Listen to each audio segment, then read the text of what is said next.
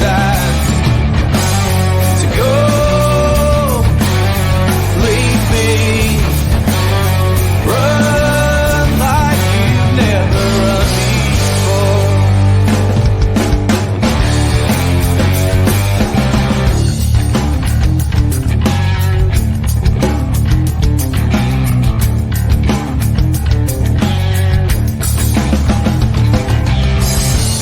A voice from the underground, given room to breathe, not be drowned. So die if you get the chance. Better men than you've been, let this stand. To go, leave me, run like you've never run before.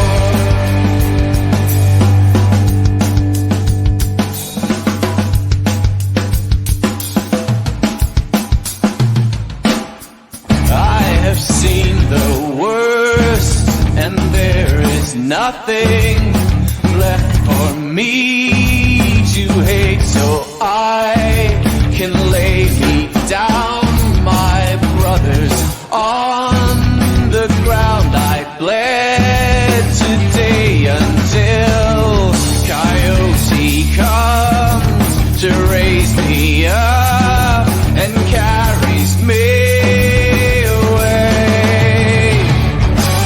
To go,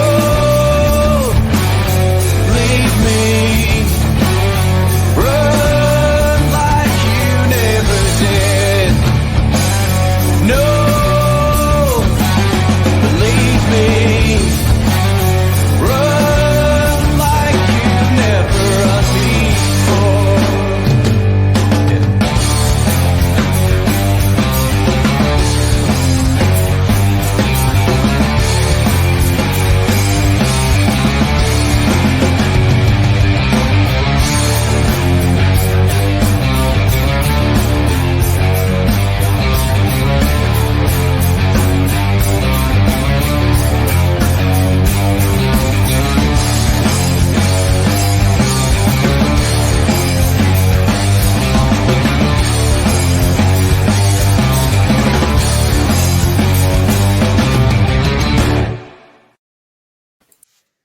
And I remembered I have to turn that bit off. It's just like riding a bike, boys.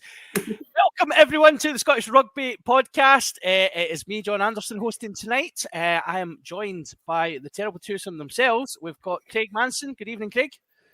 Hello, good evening, and welcome. That was very broadcaster-esque. That was beautiful, Craig. I try And, my best. well, you know, let's see where this wonderful boy... Beautiful usually goes in front of my name every time. Yeah, sure. Okay. Whoever tells you that, just keep them well monetized. Make sure that you keep the money flowing, buddy. We're also joined by Jonny McGinty. Good evening, Jonny. Good evening. How are we doing?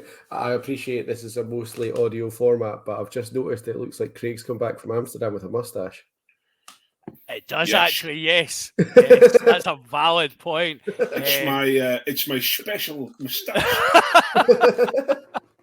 If ever there was a reason to get yourself involved and support us a wee bit so that you can see this live and exclusive, it's to see Craig's moustache. But you can support the podcast over at patreon.com/Scottish Rugby Podcast. £3 a month will get you exclusive content and will get you the Hands in the Ruck every week, which is us having a sweary about certain things that have got us a wee bit riled, or things that we've quite enjoyed, which I think this week we may have some stuff that we quite enjoyed. Is that fair to say, boys?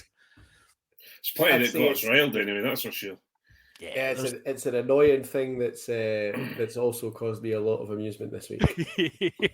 Yes, so head over to patreon.com and give us a wee bit of support. £3 a month will get you that. You can, of course, pay £5 a month if you're feeling flush, but any support you can give the podcast is gratefully received.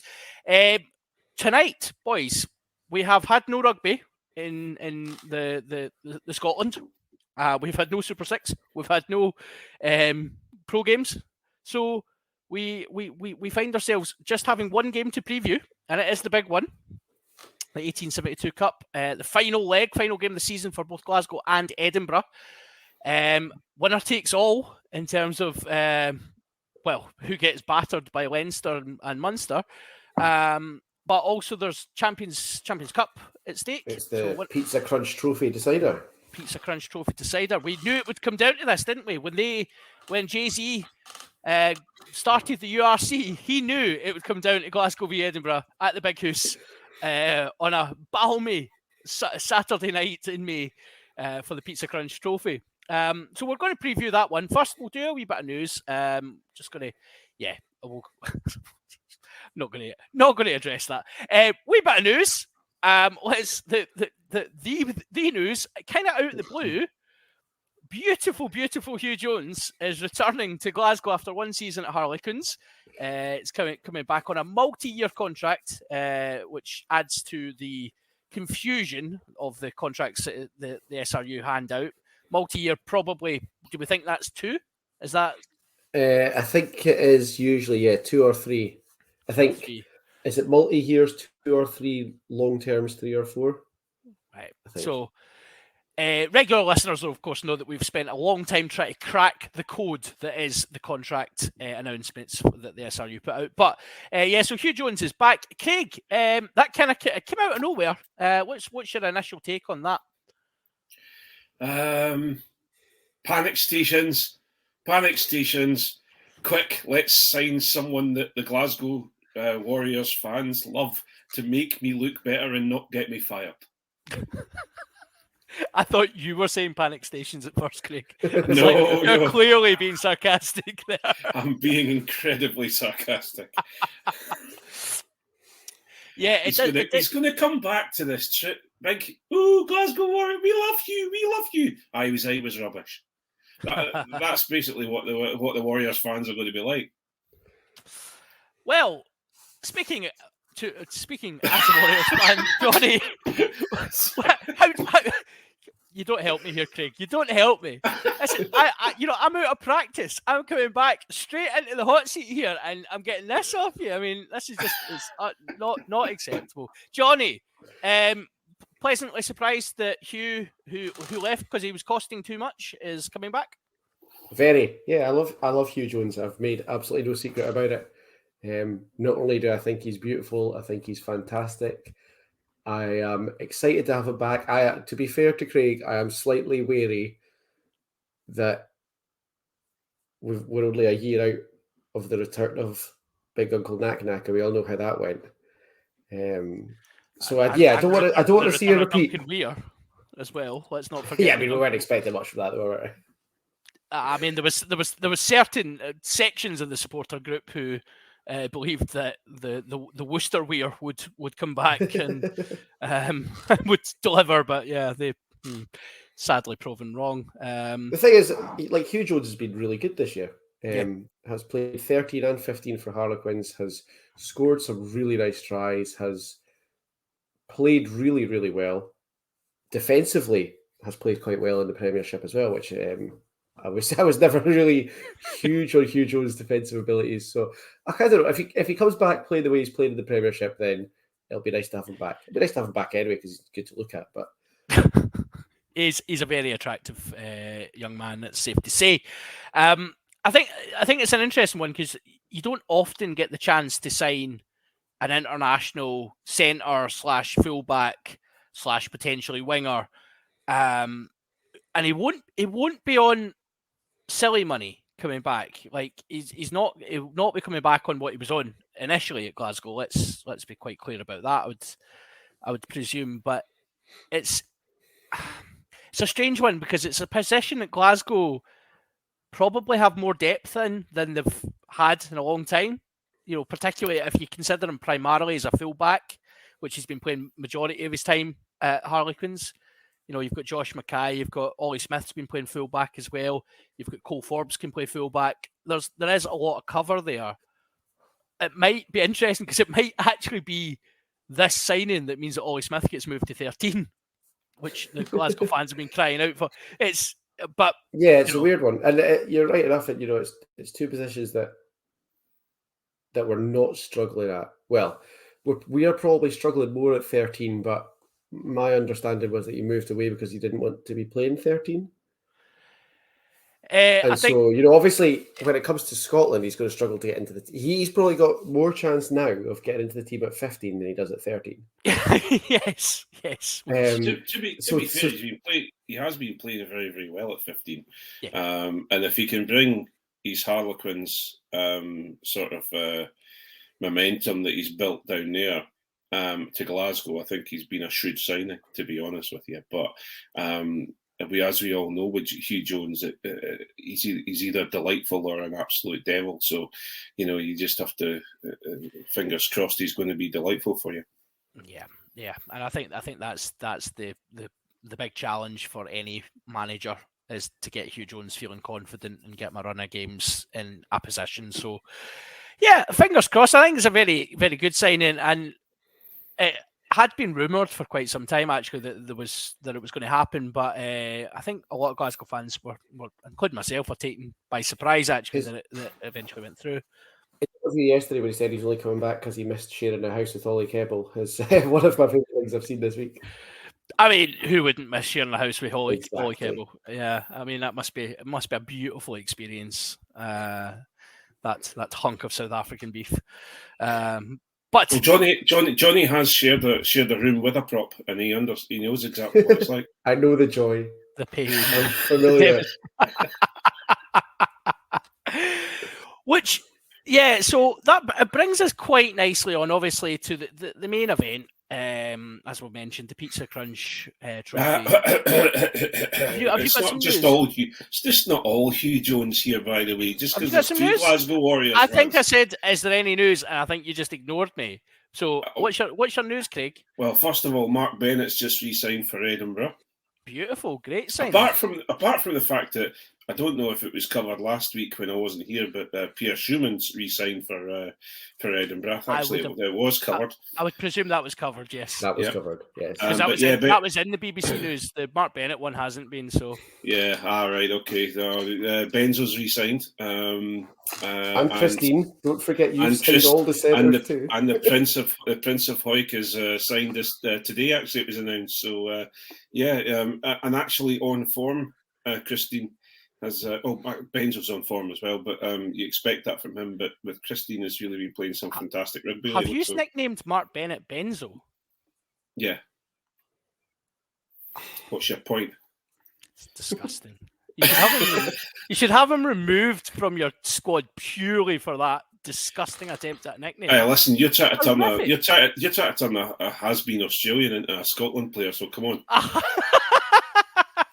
Look, Big Dempo will have words for you, mate. None of that. We're going to start adding O's to the end of everyone's nickname now. None of that. No. Look, Dempo's a good name. Benzo. What? There's not even a Z. What? Benzo. I knew I'd heard Benzo somewhere before, and it's the street name for a kind of sedative, which is really, really accurate for Mark Bennett. Sorry, why is it accurate, John? Why is it accurate, John?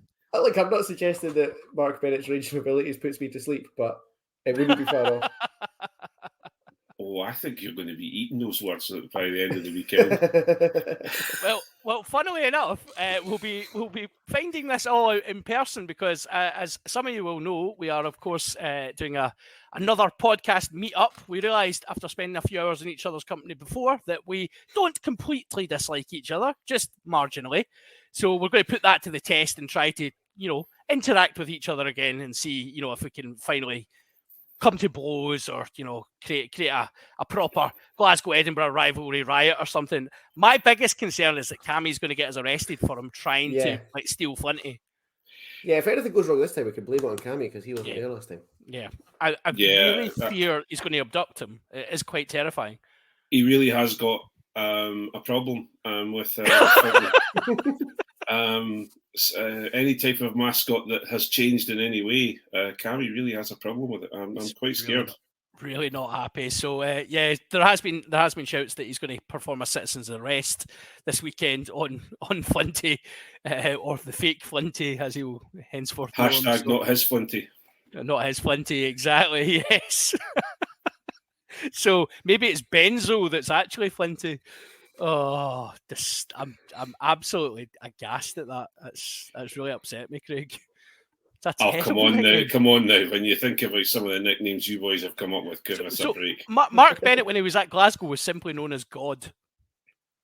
So and you're just jealous that we've got him now. That So says that's everything that he was. He's simply God, and then Johnny's just been ripping him apart. Come on now. Well, he plays for Edinburgh now. He plays for Edinburgh now, yeah. He went down a tier, didn't he? So, Anyway, we will be there for the match. 48 hours till kickoff. I don't think we can sustain this for that long. No, I think it's going to come to some sort of harsh words and Grateful hands in the ruck, shaking fists. So the good thing, obviously, at the weekend is it is at the Big House, so we'll all be able to see. not my home venue. Not my home. Nothing's yours tonight, Craig. No, absolutely. Hashtag defo my Benzo. Absolutely ridiculous. It's a Glasgow conspiracy. Yeah, it'll be. I think it should be a good crowd there on Saturday as well, and hopefully we get treated to, let's say a not typical 1872, because generally with them being held in the middle of winter, they're normally slugfests, but the ones at the end of the season tend to be quite high scoring, quite interesting. And how many points have Edinburgh got to make up to take home the Pizza Crunch Trophy and the 1872? I don't think we have any worries about that. 14, we win yeah, but that's the average thing. That's to take the 1872 Cup. We're not really worried about that. Yeah, we're worried about the 5 points that we take that puts us above you in the URC. 5 points. Oh wow. Okay. Yeah. So straight up calling a bonus point. Why not? That's ambitious. I like it. Yeah, listen, we've got and then we've got if we take those 5 points, then we're going to take the Pizza Crunch Trophy, and then we're also going to get European Champions Cup rugby, and then you guys can be in the Diddy Cup. What's that, Johnny? We're 13 points ahead. 13 points ahead. For them Seriously, boys, if you want the 1872 Cup, you can have it. We'll take the European Cup, and you can be in the Diddy Cup next year and all that. Well, we'll see what the outcome is. I think it's so. Craig, I would presume I know the answer to this, but in terms of the personnel available to Edinburgh, is there any glaring omissions that are going to miss out at the weekend? Or who's going to be the key men? Yeah, we are a little bit light on the old troppage. It's going to be an interesting one to see how we get along with that, especially considering you've got a couple of Goliaths in your front row that will be available for yourselves. I think we will be missing, if I'm right in saying we're missing, oh goodness, who else are we missing? We're going to be missing Moyano, I think, Immelman, so the Moyano in the wing, and also Immelman at 15. So I reckon it'll be Van der Vault will go to 15. So he's been solid at 15, but he doesn't provide he's not a natural 15 where Immelman has been a natural 15. So so those two will be missed. Lewin De Bruin and also and I keep forgetting his name. The other prop, Bo and Venter, they're both out completely for the rest of the season.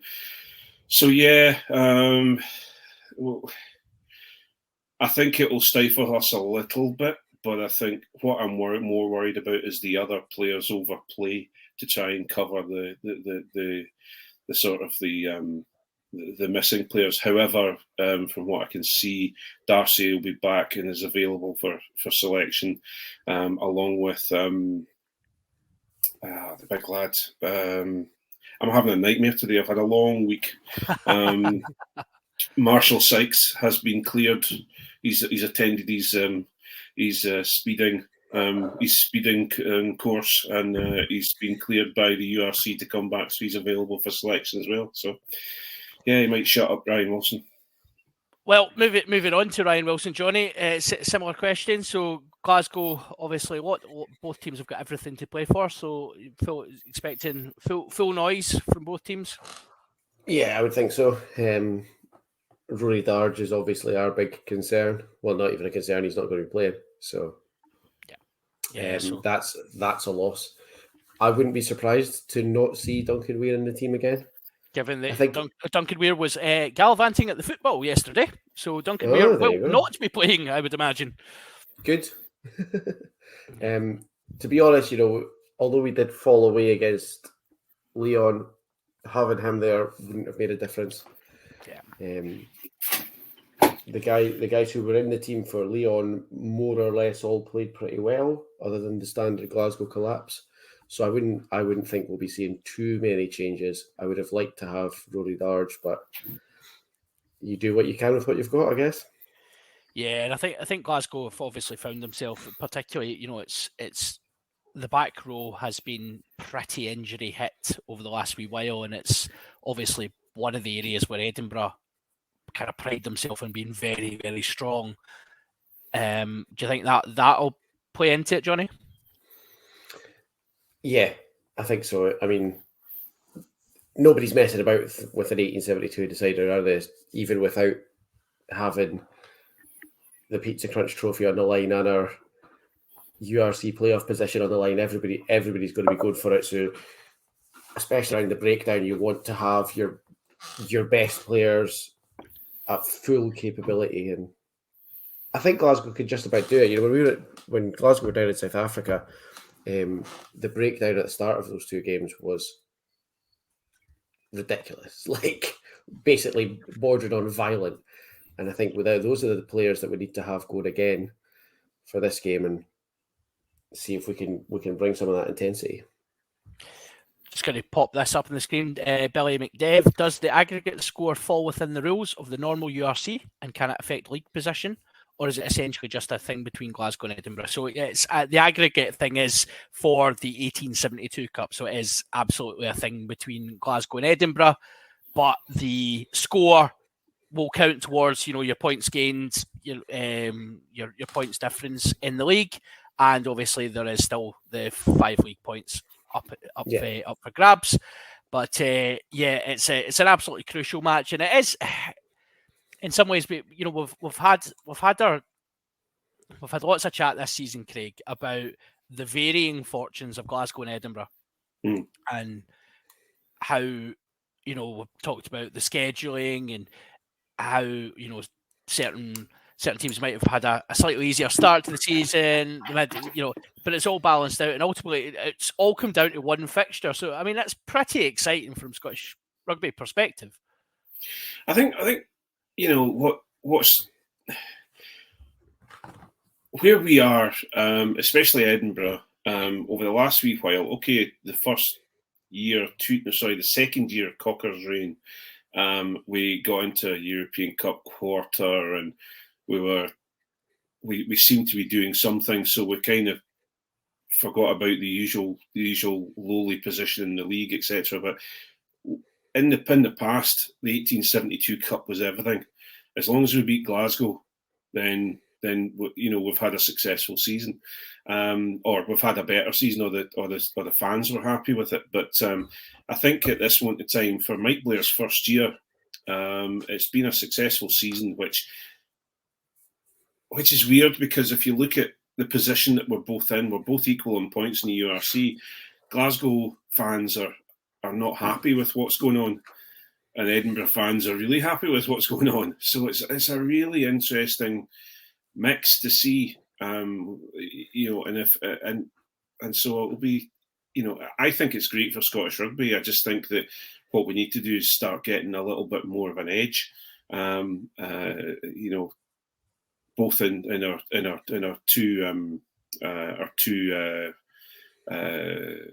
two professional teams as well as Scotland. So it'll be interesting.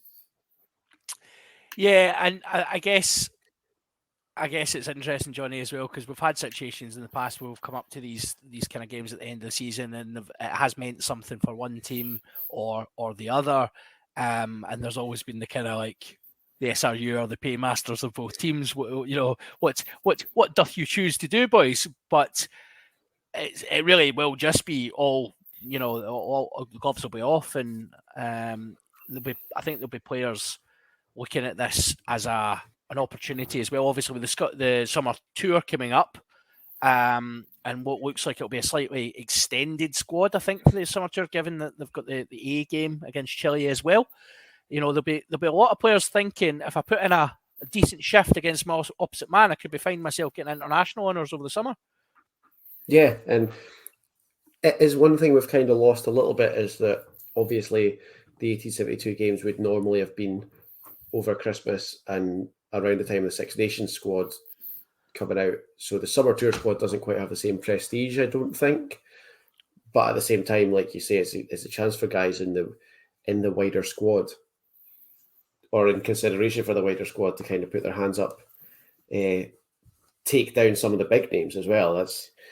You've got to think that most of the guys who were on the Lions tour last year are now going to be involved in this game. There will be guys in there who are kind of just on the very verges of the squad, and if they could put in a good performance against somebody who's a year out from playing for the Lions, then that's a really good way of getting yourself noticed for the summer. So it should be exciting. It's nice to have both teams still in contention as well. Like, it just makes it a bit more fun. We'll touch on it before, Craig. How much of a difference does it make it being at the Big House? I think we've been fairly successful at the Big House, to be perfectly honest. It's I have a laugh and a joke about it, and I do actually believe that if it was in the Dam Health, it would be an advantage, and it is. I do feel it's a little bit unfair that it's not happening in the Dam Health, but I understand the economics of it all, and I understand that the SRU are never going to turn down an extra 15,000 ticket pairs. They just won't. So, but we've been pretty good in Murrayfield. So I think, as you've both said already, I think it's going to be a fantastic. Everyone's going as full noise as they possibly can. So it's going to be a really interesting game to watch. Yeah, it really will be, and I think. I think I'd probably go a step further. I agree. I think you have done well at Murrayfield, particularly in the bigger games where you've had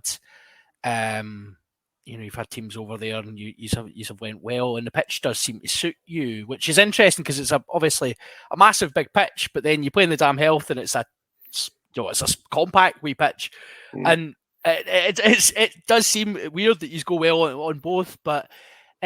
It'll be interesting as well, and I know obviously from a Scotland perspective, the guys, they're fairly used to this, but both teams playing on the kind of artificial surfaces and then going into the grass, it'll be really interesting to see how particularly the scrummage goes. I can't believe I'm coming to you, Jonny, with this, but I'll come at you since you're an expert back row. Yeah, I mean, scrummage, Edinburgh do have problems at prop, but then Glasgow haven't necessarily always capitalised on perceived weaknesses in opposition scrummaging. Where do you see, is that something Glasgow are going to manage here, or are we going to see parity? I don't know. It's such a difficult, especially the scrub. It's difficult when you have to factor in how pumped up everybody's going to be for this game, and like you say. With Glasgow, sometimes you go into a game thinking, oh, they've got the upper hand here, and it never really materialises. Other times, Glasgow went down to South Africa a couple of weeks ago, put the Bulls forwards on roller skates for the first 25 minutes, and nobody would have seen that coming. So the front row in particular for Glasgow is a really difficult one to predict. They'll pull out an incredible performance out of nowhere when you weren't expecting it, and then they'll go up against a team where you think, oh, we've got their front row on toast, no bother, and really, really struggle. Factoring in, obviously, a really big crowd, factoring in, like you say, it's real grass, which neither of the front rows have played at home on this season, that there are places up for grabs. People are going to be hyped up to get in there. Literally anything could happen, I think. I'm excited about it. You also have to remember that the four starters, which you probably expect to start, which will be Keble, Zander,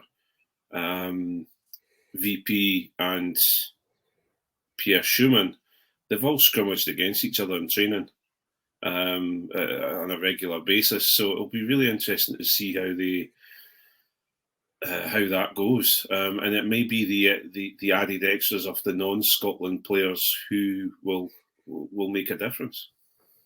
Yeah, that familiarity, it is one of the unique things, obviously, about with only having the two pro clubs and both clubs supplying such a significant amount of players to the Scotland setup. It really is interesting. These guys spend a lot of time together through the year, at Scotland camp, and do train against each other very regularly. So, I mean, it's probably most pronounced in the front row, as you rightly say, Craig, but it'll be, like we were saying earlier, battles across all the different positions. People know how they play, and as you say, I think the non-Scots qualified players, or the guys who are fairly new to this fixture, will be the guys who make the biggest difference. Or even, you mentioned it earlier on, Yako playing at fullback.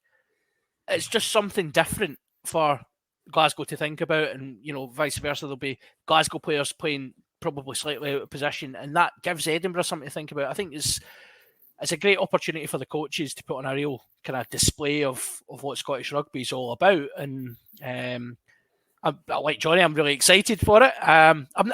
Strangely, I'm not nervous at all. Like, not at all. And I'm not even angry anymore. I'm just disappointed in Danny Wilson. Yeah, it's a weird one. I'm looking forward to the whole thing, to be honest, and I'm looking forward to all getting together for a couple of beers. I'm hoping it'll be a good game. We don't get a summer 1872 very often. Summer, but no, I think the whole thing, it should be a nice atmosphere at Murrayfield on Saturday as well. So, do you mean the fake rivalry will not be not to be there? We're trying our hardest. I noticed that Glasgow Warriors Twitter was starting to get a little bit. What's the word? Well, I would use a different word, but I can't use it at the moment. But they're getting a bit chippy.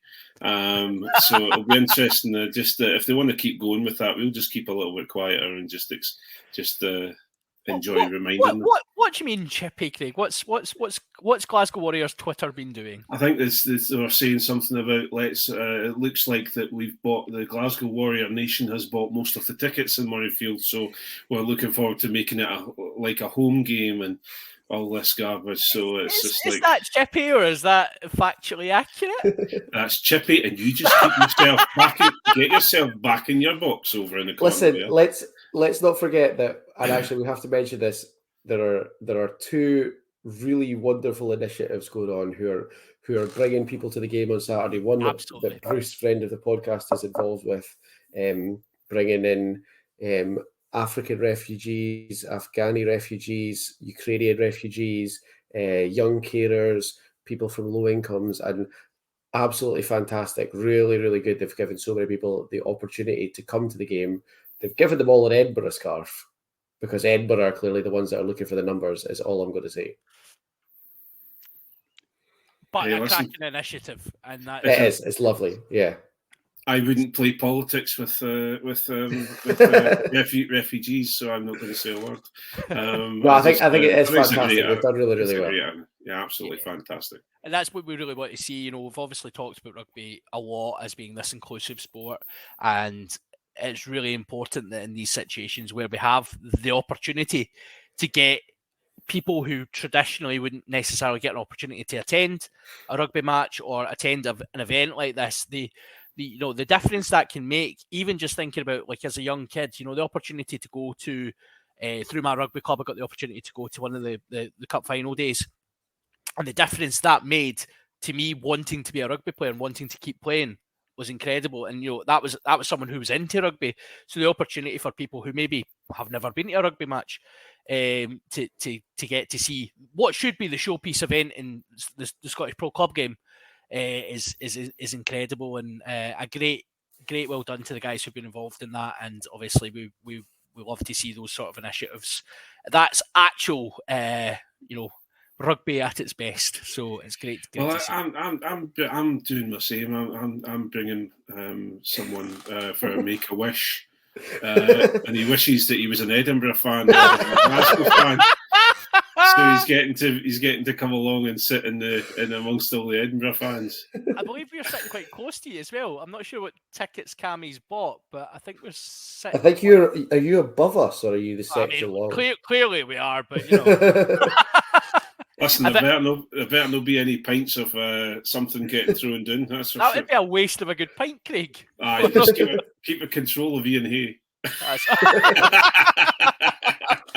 Now, you guys know as well as I do, we've experienced this a number of times with the bull taster. There is no controlling Ian. No controlling Ian. No, Ian is a law unto himself and will not be reined in by anyone. So, no, but it should be a really good day. Obviously, anyone that watches the pod or listens to the pod, East Stand we're in. Is that right? Mm-hmm. Yep. Yeah. If you're in East Stand, pop along, say hello. You'll recognise us. We will be the handsome guys sitting kind of around each other. But yeah, we'll be kicking about. I think we're planning to get there quite early anyway, so we'll be in the fan zone beforehand. Pop along, say hello. Come and get a picture with your favourite podcasters. Put it up on your socials. You've taken that too far. Well, I mean, I'm just trying to distract from the fact Cammy's going to be running off trying to abduct your blooming mascot. So, trying to drag him, a citizen's arrest situation. I would like to remind the cult that that some of the other podcast members will be there and to leave them alone. I'm coming in peace to sit amongst you. There's no burning wicker men to be seen on site. Okay, that's it. Yeah, I mean, it does give you a good. It's good that we organised this quite early on because obviously it has given you the opportunity to clear, the effigies of Jack Dempsey and the various sort of paraphernalia that you obviously have around the damn hill. It'll be Johnny McGinty on fire, scattered. I was going to say, scattered underneath him as effigies of Jack Dempsey. Failing to catch a high ball. Never mind Jack Dempsey, they're burning me and you.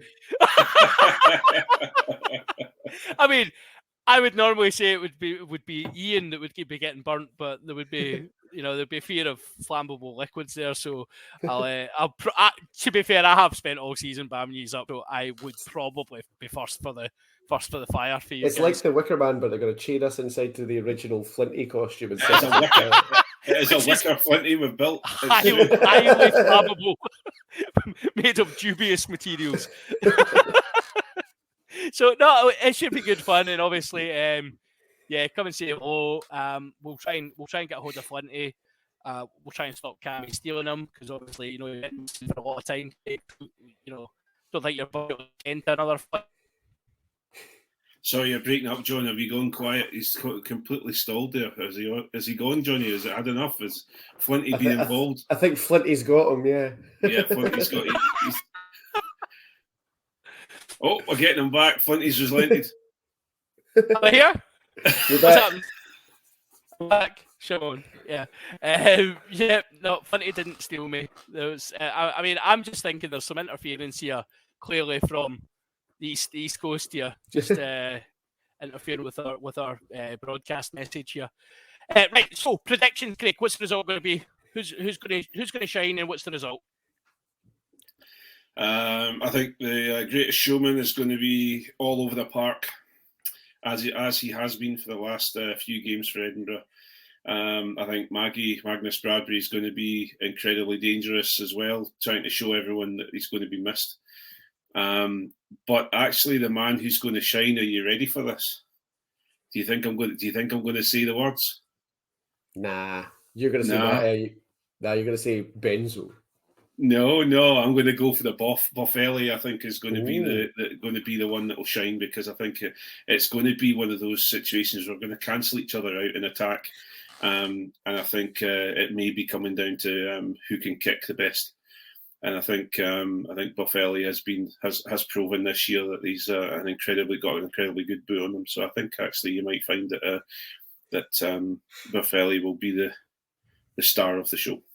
Do you think Benzo and the Boff is like sounds like a Nickelodeon cartoon? It does, doesn't it? Yeah, it's actually situated in a castle. Well, what tends to happen is because we didn't have a running track close to the side of the pitch, we can get closer to our players and we get to know them a little bit better, and we get to You know, we get to be just. You know, I we're had adopted. And heard Mark that, Bennett actually. said to you personally, please name me after a sedative. But the funny thing about it is, you just called him God about 10 minutes ago. I mean, sedative We're not the versus ones that God. named him after a sedative. Yeah, it's. I mean, I We have will heard that see. you guys can get closer to your players. I mean, you know, the suggestions, the various restraining orders have been noted. Flinty does feel very nice. I was really hoping that Ross Ford was inside the costume. It never happened. Oh, that would have been It's honestly gutted. that would have been devastating for you. Right. I mean, you haven't. I think you're going Edinburgh win, Craig. Yeah? Yes. Yeah, I think Edinburgh are going to win it. I think you may find it'll be. Actually, I'm going to go by Edinburgh by 10. Okay, Johnny. Just while you took a drink there, I was waiting on it getting spat out. But yeah, No, I'm going to go closer than that. I'll say Glasgow by 5. And I will say, obviously, we're expecting big things from Jack Dempsey because we always are. tempo. But a return to proper game managing form for Ali Price, I think, will be the difference. I think he gets back on the Murrayfield pitch and he's back to his Lions standard. Box kicking's back in, his game management's back in. Ali Price will be the difference. have you been talking to Mark Bennett again there, Craig? It's just Ali Price has been talking to Conor Murray about how to box kick. So Glasgow by 5, Edinburgh by 10. Unsurprising that we would both pump for our respective teams. I think you're absolutely right. I think if Glasgow can decide to play in the period between 50 and 60 minutes, then they've got a great opportunity. If they decide to only play half the game like they have done in the past, then I think Edinburgh will wipe the floor with them. So, you know, big performances required by everyone. But you know, again, Heart's got a real head here, and I think Glasgow will do it. And I think it will be close. I think you're probably about right, Johnny. 5 to 7 points, possibly even closer. I think it'll come down to goal kicking. I think Ross Thompson will have a great game and will kick us to victory. Have we ever found out what he mumbles to himself? I think he just mumbles, Ross, you're amazing, son. Come on, son. Let's just do this. I think I'd like to see Blair Kinghorn do this. by the power of the pudding, I'm going to get this over. He simply says, Blair Kinghorn wears my pajamas. He wears Ross Thompson pajamas.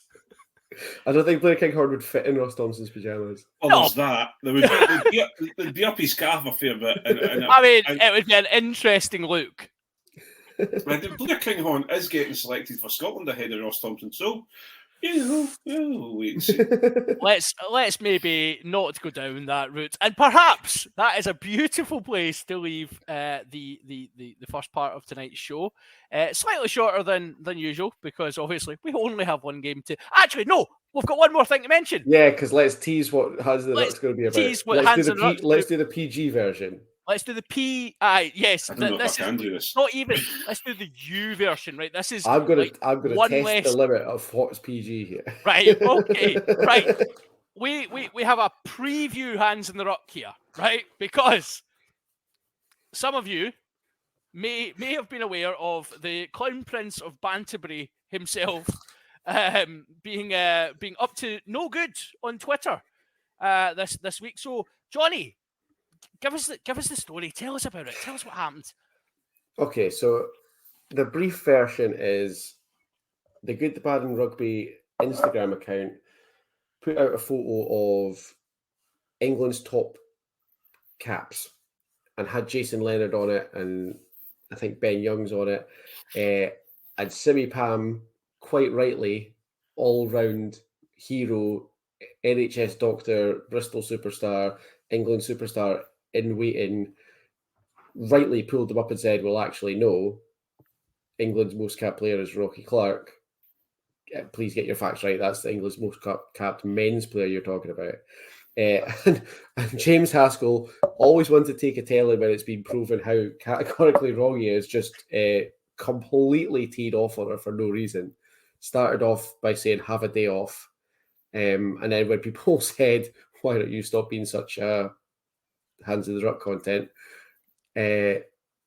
Just reacted more and more and more angrily, getting to the point where he hilariously said, "Nobody's done more for women's rugby than us."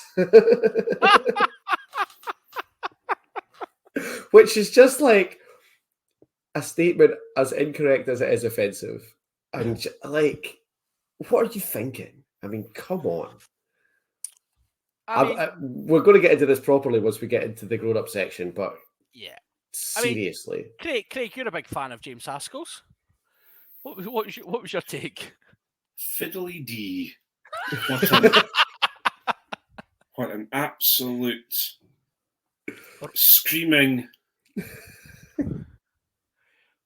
Roman Platt, perhaps? He is not even the poster child for things of knitting, and I can't say it. I can't keep this up. The guy's a complete and hands to the rock. Just yeah. But what I will say, however, is that he's not the only one. And if you understand that, for example,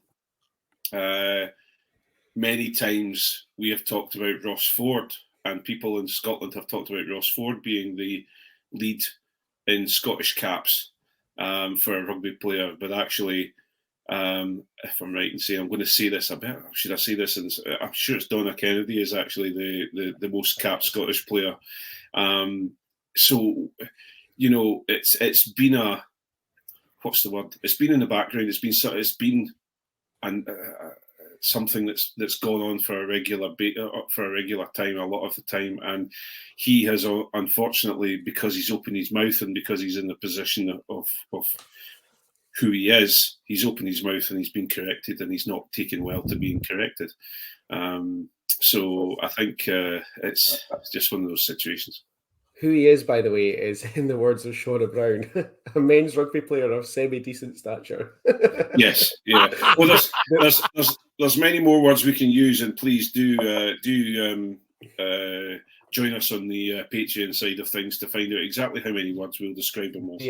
The best thing about it actually has been the response from a lot of women's rugby players and people involved in the media on the women's rugby side. They have been hilarious. Like Shauna Brown's was brilliant. Poppy Cleo's been at it. She was brilliant.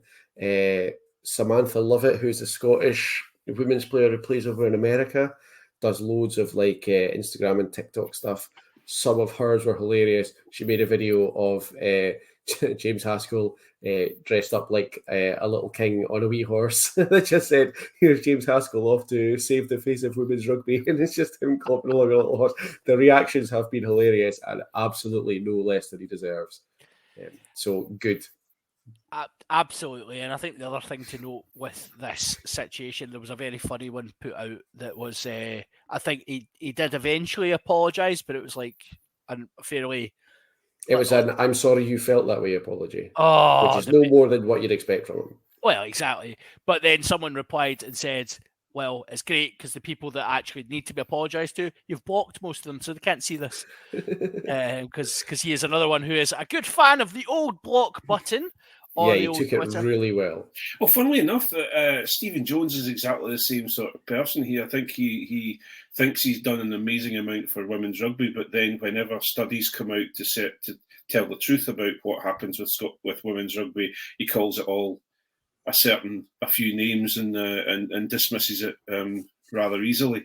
So I think anyone who proclaims to be the saviour of women's rugby that isn't a woman needs to sit back down or get in the sea. It's a bold claim, isn't it? It really is. Bold claim. Like, yeah. I mean, I didn't think Haskell could get any more of a complex about how great he is. But I mean, it's like a proper, massive statement. So, sorry, John. No, dude, on you go. No. What gets me is that is fair enough. if it was any publication or any male rugby player that's got a public presence who had come out and said something about the most capped player of their country, and it was inaccurate, if they automatically come out and go, "I'm really sorry, my mistake.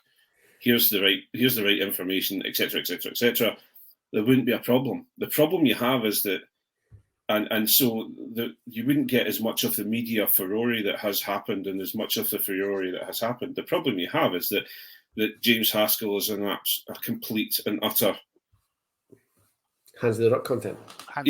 Hands are up content, and he has been well known to have been, a bully, and being,